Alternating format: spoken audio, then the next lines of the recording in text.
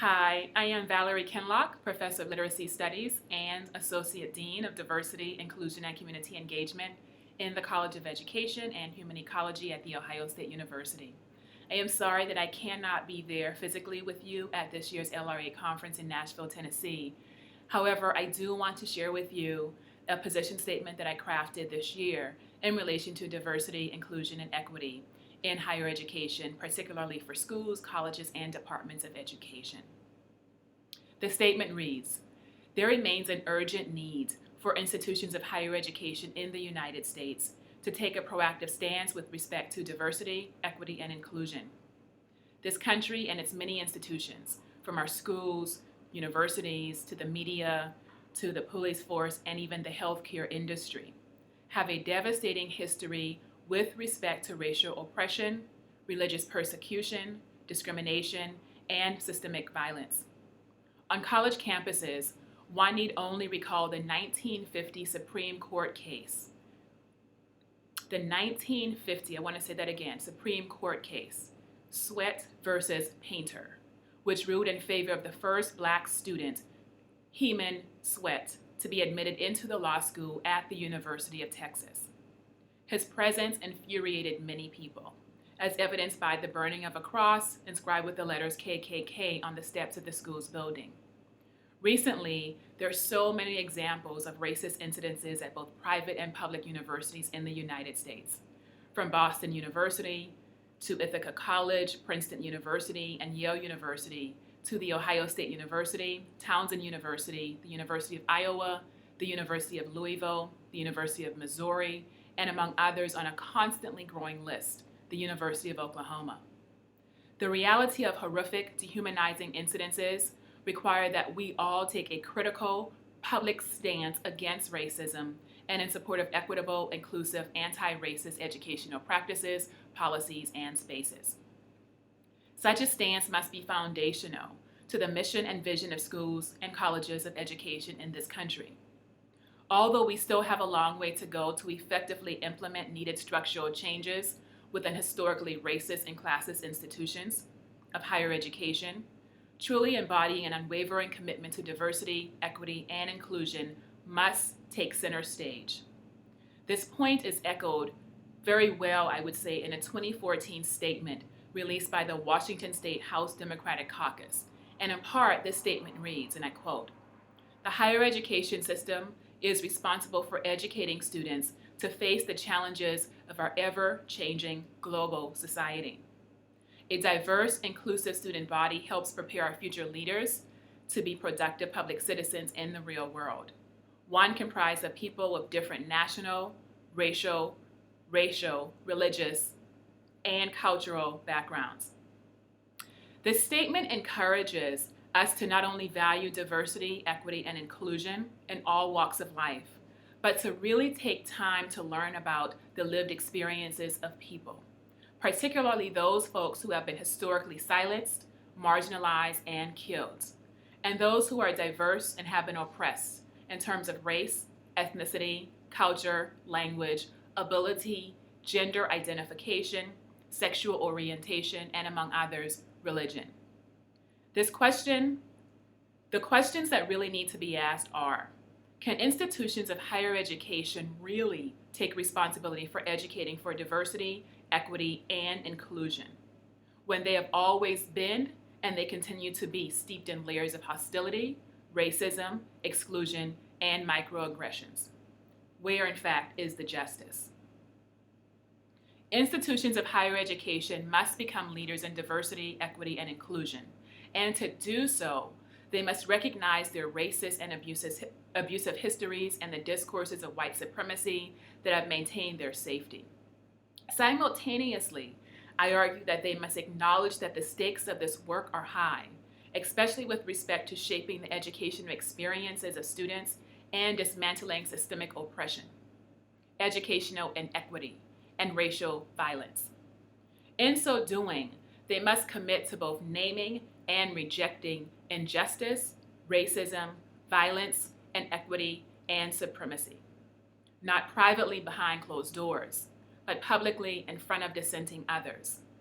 They must also create opportunities and spaces in our classrooms, in our curricula, in our research, in our community and outreach engagements, in our administrative structures, and in our relationships, within, across, and beyond institutions, in order for people to exchange perspectives and take actions on issues that influence education and human life, locally and globally.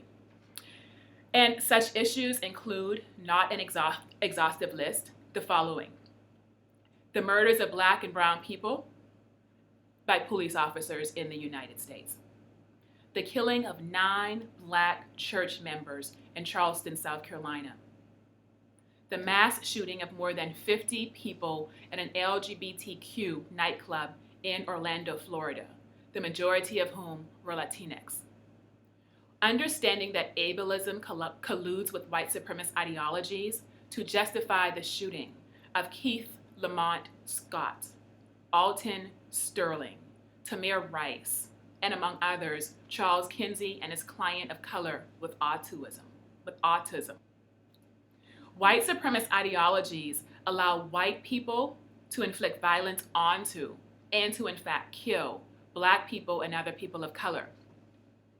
We must also address the ongoing hate crimes against Muslims across the world.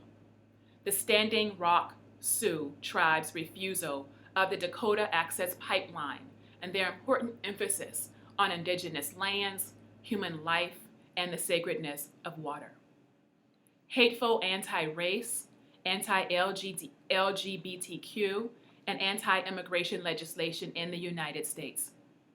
The criminalization and high rates of mass incarceration of Black and brown people. Stop and frisk, stand your ground, zero tolerance, and other racial profiling policies. The victimization of women whose perpetuators go unpunished or minimally sentenced. Suppression of voters' rights, particularly for Black people, the elderly, and other people, particularly those with special needs and special rights. And the strategic decline in funding for Black and brown students in urban public schools. Along with these issues, we also need to critically examine the important role played by various contemporary rights movements, such as hashtag Black Lives Matter, hashtag No DePaul, hashtag Flint Water Crisis, and hashtag Equal Pay for Women, especially at institutions of higher education that purport to have an unwavering commitment to diversity, equity, inclusion, and justice. Indeed, for schools and colleges of education to be leaders in diversity, equity, and inclusion, I think they must heed Audre Lorde's advice to engage in a visible transformation of silence into language and action.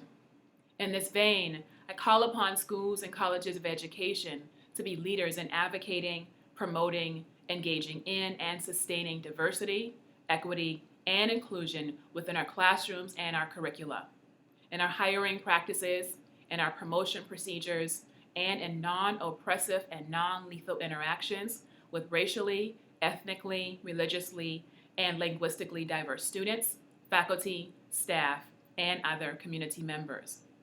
By extension, the same commitment must materialize in how schools and colleges of education engage with, listen to, and honor the historically situated cultural practices and intellectual traditions within diverse local and global communities. We have no other choice but to reject racial discrimination and injustice, prejudice and hatred, for we know already that there are many among us who hate Blackness, who hate how others self-identify, who hate what others believe, and who hate who others love. They hate collective movements toward freedom, justice, and decolonization, and against racism, sexism, and systemic oppression. And yet, we stand lovingly tall and brave against their hatred. As members of schools and colleges of education, I believe that we must stand committed to the following: recognizing that the lands upon which universities exist are indigenous lands, and determining specific ways to center indigenous histories, cultures, and epistemological contributions in our discussions and movements toward diversity, equity, and inclusion. rejecting the exclusion of undocumented Latinx students, and advocating against the continuing deplorable detention of youth who are seeking refuge in the United States. Developing and supporting programs that are grounded in diversity, equity, and justice, and that's dedicated to the social, educational, civil, and political rights of all human beings. Incorporating, in fact, centering anti-racist, non-deficit research, outreach, and advocacy efforts within every layer of our institutional structures, infrastructures, systems, without apology. Interrogating whiteness, as well as rejecting monolingual and monocultural norms. Enacting diversity, justice, and equity, not only in our teaching and research, but also in administrative decisions, in our leadership positions, in our governance structures, in our hiring practices, and our interactions with human beings on a daily basis. Sustaining equitable educational initiatives for all of our students, and especially those students who are from historically disenfranchised and marginalized communities. Fostering practices that link diversity and inclusion to excellence, equity, anti-racism, and humanity. Building long-term relationships with communities that are guided by reciprocity and not by assault. Recruiting and retaining diverse faculty, staff, students, administrators who are supported in dismantling white supremacy, racist capitalism, and other socially unjust practices through critically, socially just, sustaining, and restorative forms of community engagement. Healing our communities and ourselves from violence and trauma. We have slavery and its after effects. We still have racial hostility, linguistic persecution. We also have physical, sexual, and mental abuse. We have poverty and hunger, and the list goes on. And we must heal our communities and ourselves in ways that move us closer to learning deeply about the complexities of our humanity in relation to other people's lived conditions. In fact, to do otherwise is to remain silent and side with the oppressors, of which I, and I hope you, refuse to do. Again, thank you. If you would like to sign on to this position statement, you can do so. There's going to be a link provided to you by our presenters today. And if you have any questions or comments, then please feel free to contact me at kinloch.2@osu.edu. Thank you. Have a great conference.